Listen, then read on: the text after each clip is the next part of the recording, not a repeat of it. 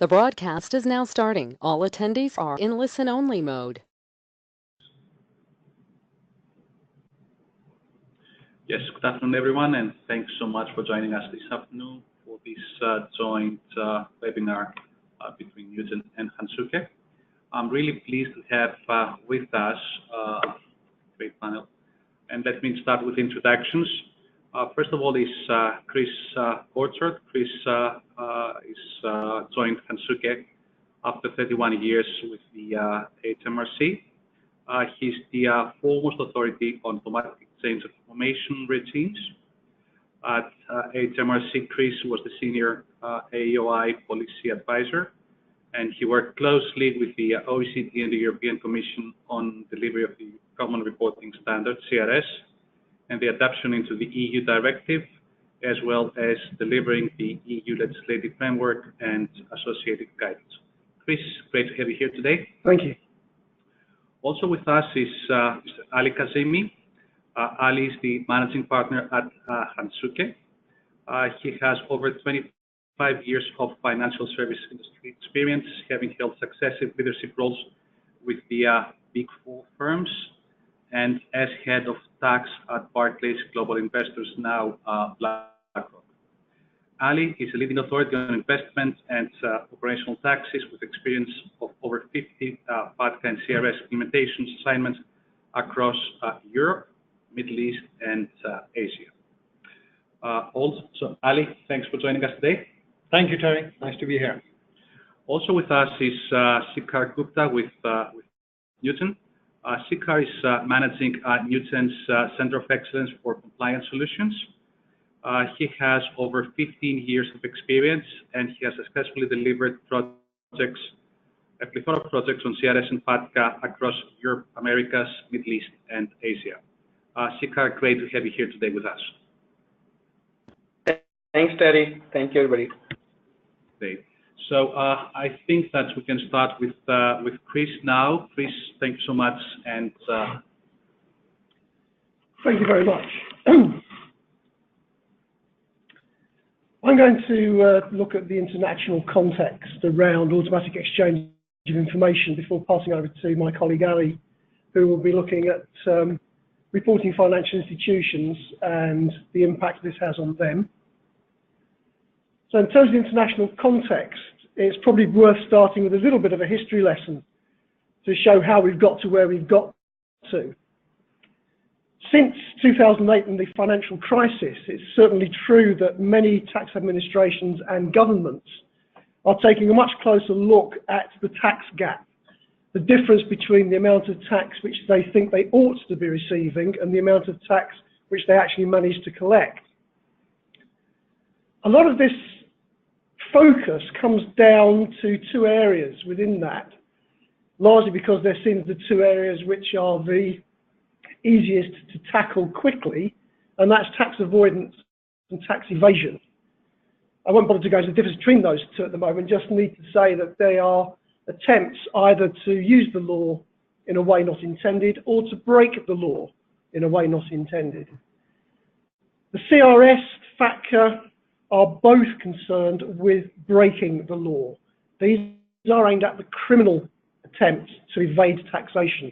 And it's very important to keep that in mind when looking at what has been going on with the development of these systems over time.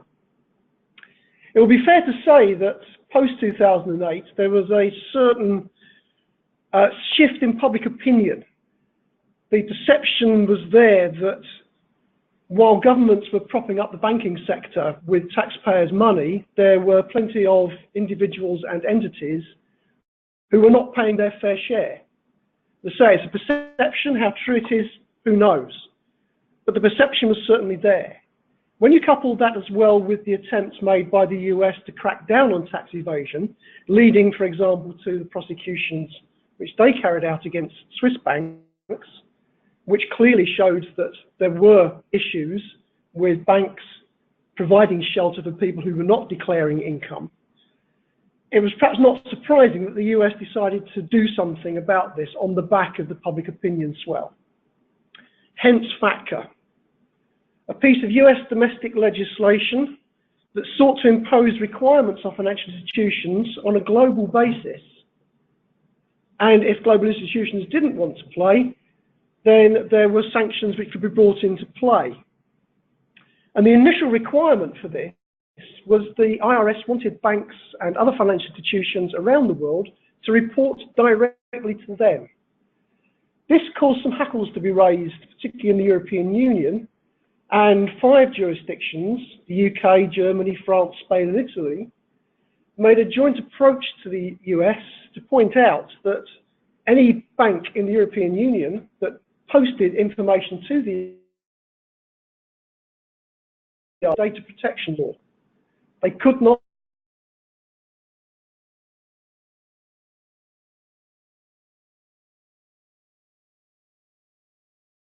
and a number of jurisdictions. This enabled information to pass under cover of treaty as a result of local regulatory requirements. That gets around the data protection issue, and it means that the information is then passed under cover of a legal agreement between the US and its associated partners. The G5 approach was noticed. It soon became clear amongst the G20 countries that there was an opportunity here for exchange of information to be done on a wider basis, not just between jurisdictions and the USA. As a result, the G20 commissioned the OECD to develop a system for the automatic exchange of information of financial account information, based very heavily on FATCA, and intended to follow the rules there as far as possible. The expectation was that there would be bulk exchange of data by tax administrations, and that this would enable the development of enhanced data analysis by tax administrations. And that has happened. The last 5 or 6 years has seen a major leap forward in tax administrations with their capabilities for mining and matching data. And this bulk exchange feeds directly into that. This data isn't dealt with in isolation. It is dealt with alongside every other piece of information that tax administrations hold about taxpayers. So, the OECD were told to get on with it. That was in early 2013, and by July 2014, which in OECD terms is moving at the speed of light, the CRS, the Standard for Automatic Exchange of Information in Tax Matters, was published. To date, we have over 100 jurisdictions who have signed up. There are some differences between the CRS and FATCA, although the CRS is heavily based on FATCA. Firstly, there's a difference in focus. CRS is largely based on looking for information about tax residents. This is because the vast majority of countries tax on that basis, as opposed to the US system, which for individuals is largely based on citizenship, one of the few countries that tax on that basis. Secondly, there is no financial penalty in terms of withholding tax under the CRS.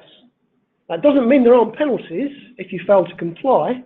There are. All jurisdictions have been expected to put in place a compliance regime with penalties for failing to comply.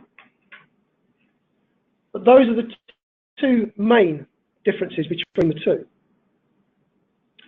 There are 3 basic levels to the way that this works. There's the standard itself. The standard contains the rules. It says what financial institutions have to do, the information they have to collect, and what they have to report. Once that's reported, it's reported to the local administration, who would have signed a competent authority agreement. There is a model multilateral competent authority agreement, which most jurisdictions have signed up to. There are also some bilateral agreements. Some jurisdictions didn't want to go multilateral, so they've gone bilateral, but the effect is the same. It's a framework which sets out what information is to be collected and when that information is to be exchanged. Finally, there's the treaty network. All of this sits underneath the double taxation treatments which contain exchange of information articles. It's those exchange of information articles which permit the data to flow on a legal basis. The treaties also determine what the data can be used for. In particular, it can only be used for the purpose of tax administration. That is a treaty requirement. The CRS works with an annual transmission of bulk data. That happens in September every year, and the flows go across the globe. Some jurisdictions ask for the information early in the year, some in the middle of the year, some are quite late. But the key is tax administrations need the data in time for them to do the work on it that they need to do before it's transmitted around the world as an exchange. Consequently, authorities need to have a framework in place to enable them to receive that information. In the UK, the requirement is that you must make a return of the information in an electronic format.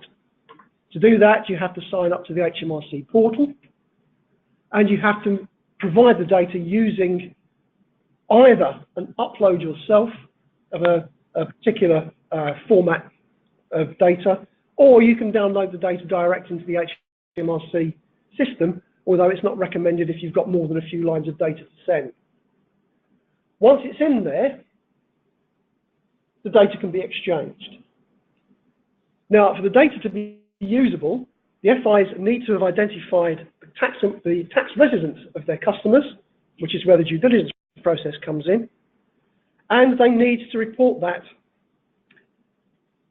for accounts, financial accounts, which are held directly by a taxpayer or indirectly. And here, this is where the concept, particularly of the controlling person, comes in.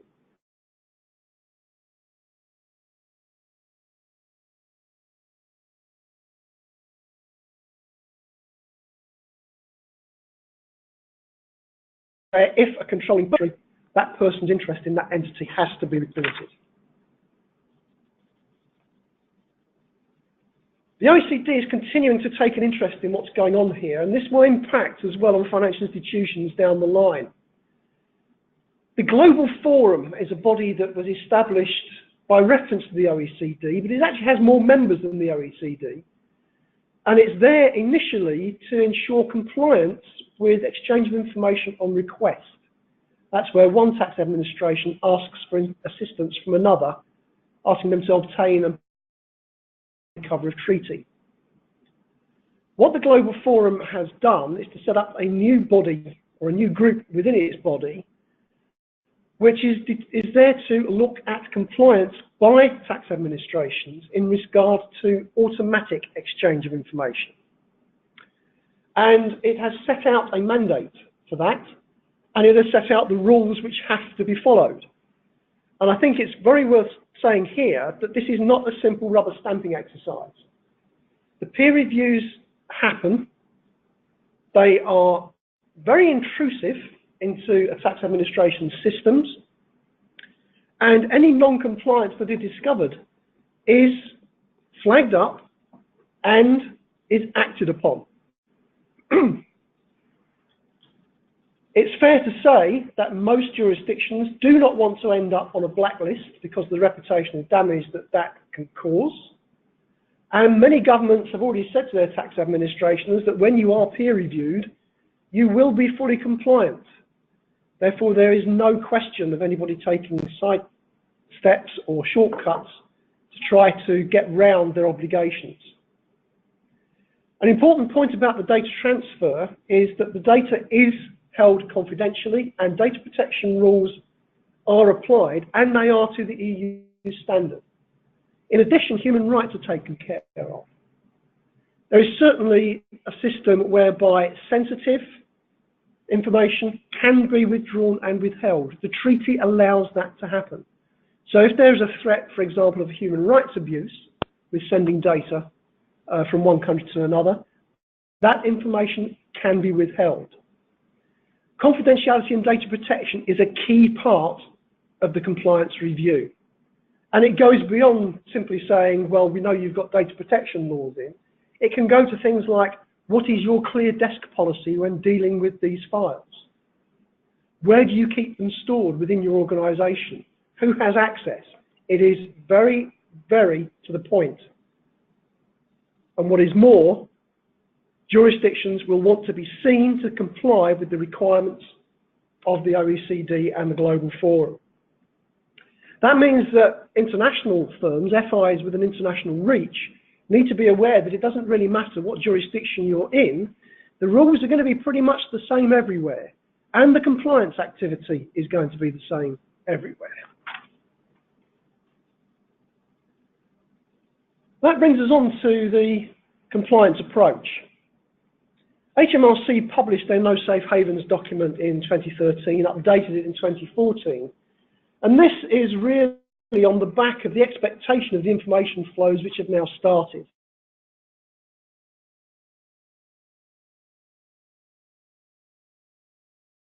Taxpayers feel that they can safely hide their money. And I think it's quite interesting that you can look at the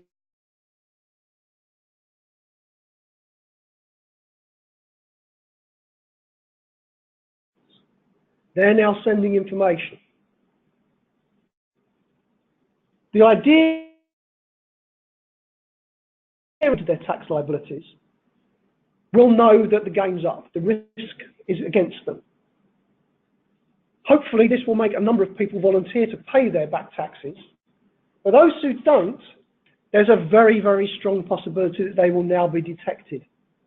And if they are detected, they will be looking at severe penalties up to criminal prosecution. And again, it comes back to this idea that what we are dealing with here is a criminal act. It's also important that financial institutions understand that this doesn't just stop with the taxpayer. There is no place for the facilitation of offshore evasion either, and HMRC are taking steps to ensure that facilitators are dealt with in a similar way. There's already the corporate criminal offence, so if you don't have good systems in place, you don't have a proper compliance review process, you don't have the audit trail to show who should have been doing what to ensure that everything was reported, you may find that somebody in your organisation has done something they shouldn't have, and you can be on the line for the corporate criminal offence, somewhere you really don't want to be. So making sure your systems are compliant is essential in terms of making sure that this whole system works. HMRC, along with every other government that has signed up to this, their tax administrations have to have a compliance process. They are obliged by the CRS itself to have anti-avoidance legislation, which they all have, and to carry out compliance reviews. So there will be visits.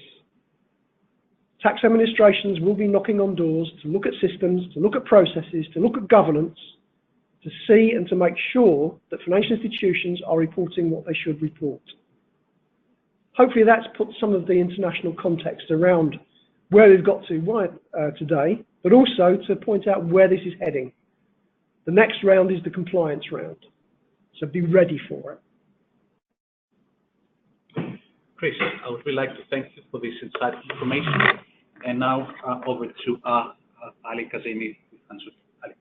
Thank you very much, Terry. Thank you very much, Chris, for that insightful discussion.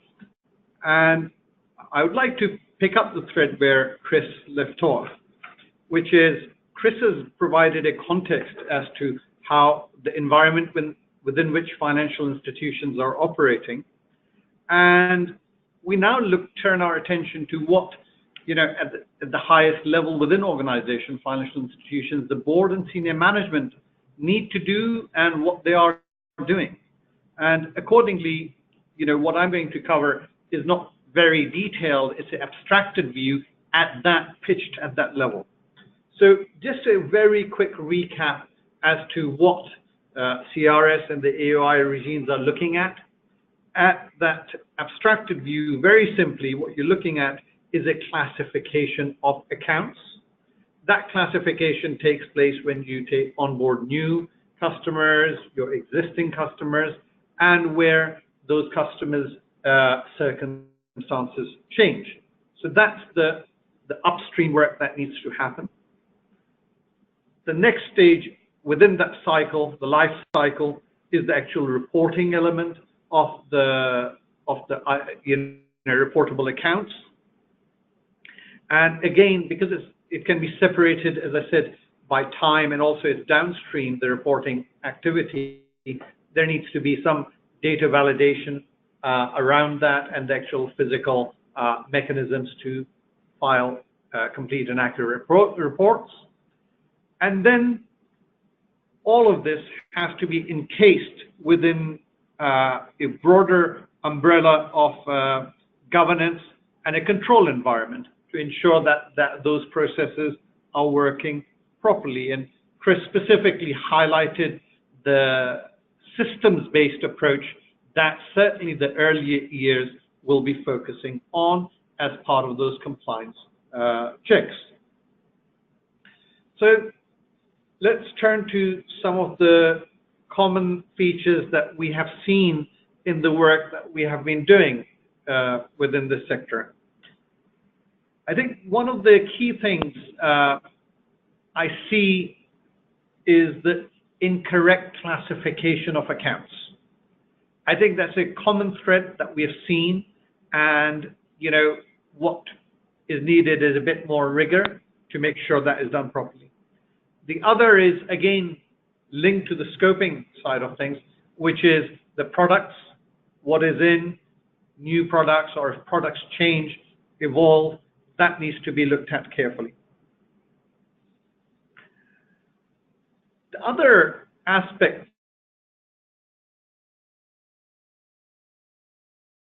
of disconnectedness, what we have seen is that AUI or FATCA CRS has not been properly integrated within organizations. They're treated as projects, standalone projects in a moment in time, and quite often they continue to be run as sort of like isolated programs. And I think what's really needed is embedded AUI systems within a broader organizational architecture. So it has to have that sensitivity. The examples of that are things like, say, for example, SARS reporting, or now we're seeing the GDPR focus. These cannot be treated as isolated, independent measures, but have to be connected. And I think Shekhar is going to talk a little bit about the whole concept of a client life cycle, where there is that connected thinking. I think that's essential if these things are going to have enduring application within organizations. Now, the other thing that we have seen as a common error, and it's really particularly coming to light within the last sort of like 12 months, is as organizations are looking back and they're getting ready for a bigger bulk of reporting, which is around the corner, weeks away, I should say, is that there are different regimes embedded within the AOI framework. So you've got the CDOT, you've got CRS, you've got FATCA, and so often anecdotally you'd go out there and people will say, oh, I'm okay from CRS because I did FATCA properly. I mean, there have been instances where people said, oh yes, I've done FATCA and I'm ready to do CRS. I thought CDOT was voluntary. So I think there is real blind spots that need to be looked at. The other aspect, as Chris alluded to in the context of CCO, the failure to prevent tax evasion. We've also seen the publication of tax strategies by financial institutions, and there is the wider code of practice within which banks operate. And those obligations are now being taken a lot more seriously, and there is that question of accountability. And I think that's particularly other regulatory regimes like senior manager regime and things like that, they're driving home these kind of thinking. So that naturally, the moment when senior management or the board realize that the buck stops with them, that usually leads to it's wrong to say knee-jerk reaction, but quite often that leads to a tax de-risking exercises where there's a cleansing of the back book starts, that process. There's a push towards developing a new control environment. And importantly, the most important control is around that tone at the top, the culture within organizations that needs to permeate. And that usually, particularly within a regulatory context, is about the culture that is evidenced through training and the behaviors, that, how people do things. It's not just about having policies and procedures. And that training is no longer a generic sort of like, sit in front of a video type of thing or in front of a computer screen. It is about a continuous training culture. It has to be bespoke to the different types of businesses and sensitive to the inherent risks within the financial institutions. So it's a far more sophisticated training that we're seeing come through these days. Now, talking about regulators, the other feature that is now, certainly in the last 5 years seen, is a lot more connected thinking at the regulators. And as I said, this is almost in contrast, symmetrical to what's happening in financial institutions. So the link up you're seeing within, say, for example, at HMRC, where they're taking advantage of the technology, organizations are still operating, unfortunately, in a more siloed fashion where the tax, the finance, the legal, the compliance, the IT guys, there isn't that connected thinking that is going on. And within the regulatory environment, you're getting a far more connected. So the tax authorities are talking, to the FCA, the regulators, to the Serious Fraud Office, and so on. So that kind of connection is coming through. And that then projects itself or forces the organizations to think very carefully about the reputational risks. What profile are they managing? How is their brand being managed? What is the franchise risk? And this is a systematic thing, because you could have pockets of business which may not operate on the tax risk threshold that may be set by, say, for example, the board audit committees of these organizations. The other very real issue is around audits, as Chris alluded to. And I think, what does it mean to be ready for audit? I think the key thing is around, first of all, getting the governance right. And the other is keeping almost a journey plan, documenting the work that has been undertaken within organizations. What judgments were exercised. No systems are going to be perfect. So whatever, substitute controls have been put in place, these need to be documented. And that probably brings us on very neatly into the last bit, which is, I think, a barometer of what's going on in the organization, is what are we doing? Hansuke are doing the work we're doing at the moment. Is a lot of it is around the risk assessments. These are assurance-based product whereby board and senior management are seeking to satisfy themselves that everything that the technicians, the project team was supposed to have done has been done to a standard. And if Chris wouldn't mind, I would mention having someone like Chris look at that really sort of like makes that into a very robust sort of like analysis to say it's been done. The other thing, unfortunately, I do have to raise is perhaps not good for financial institutions, but we are handling a lot more by way of where repapering remediation has taken place and gaps have been identified.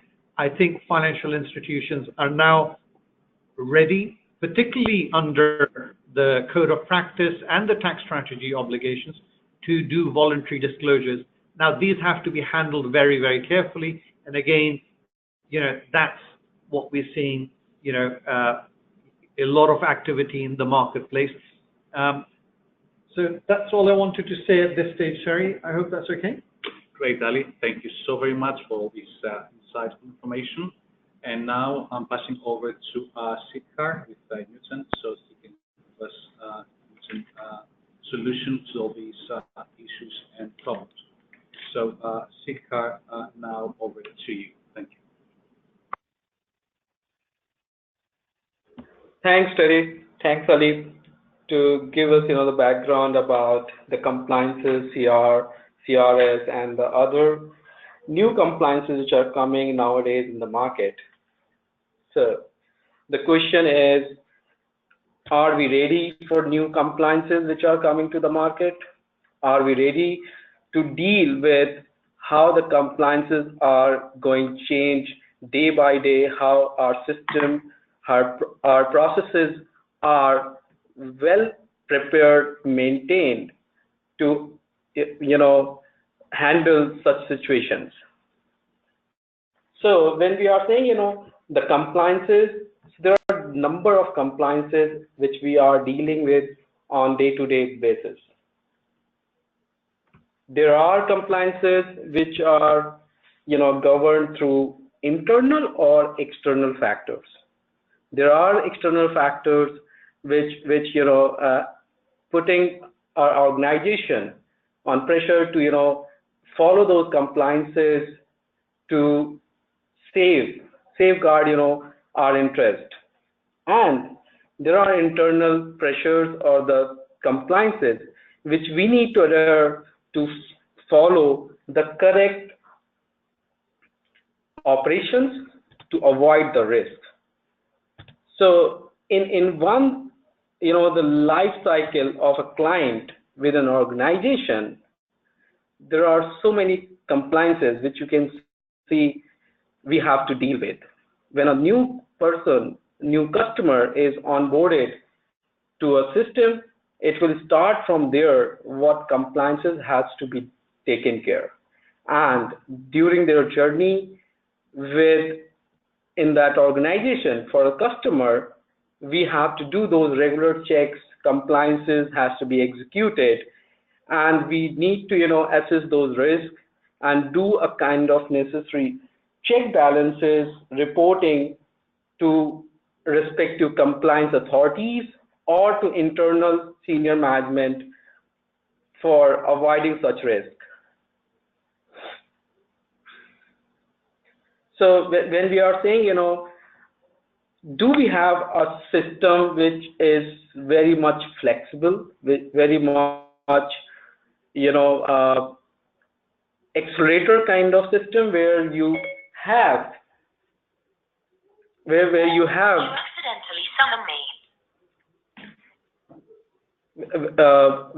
have able to manage these compliances in one system? Do you have one system which is not require so much changes, is not require so much effort, cost to maintain those changes on the compliances? So yes, we have one platform which is dealing and managing up these compliances on day-to-day basis.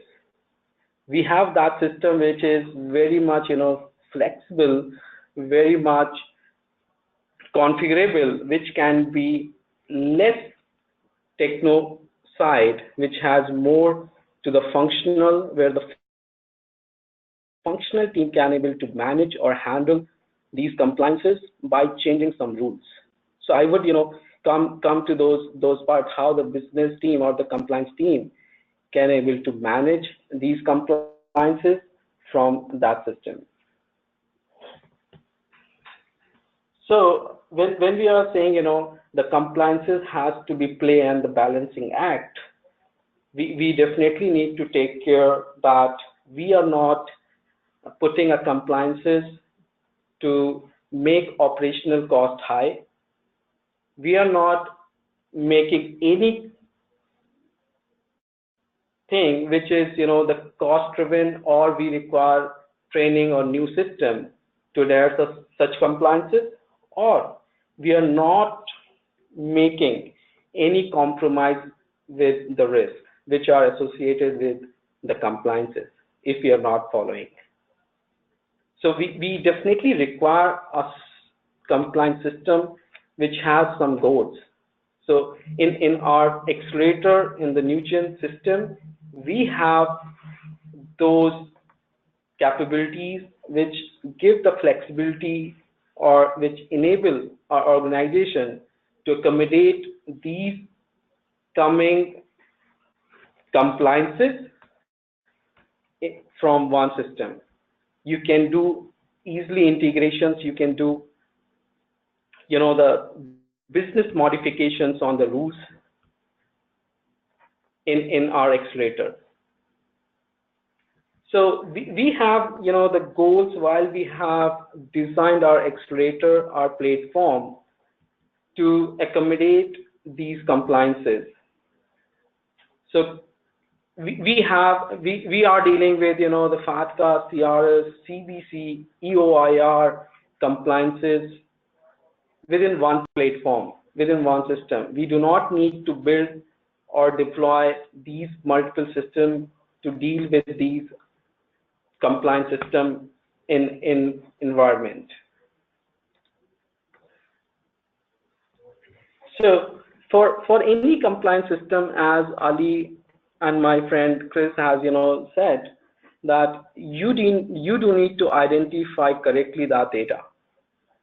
So how that data has to be correctly identified. There are business rules which has to be worked in the background, and definitely when we are saying these systems are working in the background, who will be ensuring that these are the correct rules? It cannot be a technical validation. It's something, the functional validation has to be done by a business or compliance team. And that's how, we have that compliance system in place. So it will start with, the initiation at the time the new customer will come, what AML checks, what KYC has to be done, what documentation has to be associated with the system. Then we talking about, the periodic reviews, remediations of that customer or that data, that account. So you do not need to go anywhere. That is a part of the solution itself, where system will identify and trigger for remediation process into our case management, where the compliance team can able to see such cases and work accordingly and take those decisions. And whenever they require any communication, anything which has to be done, recorded, it is a part of the solution. And end of the day, while compliance manager of the team has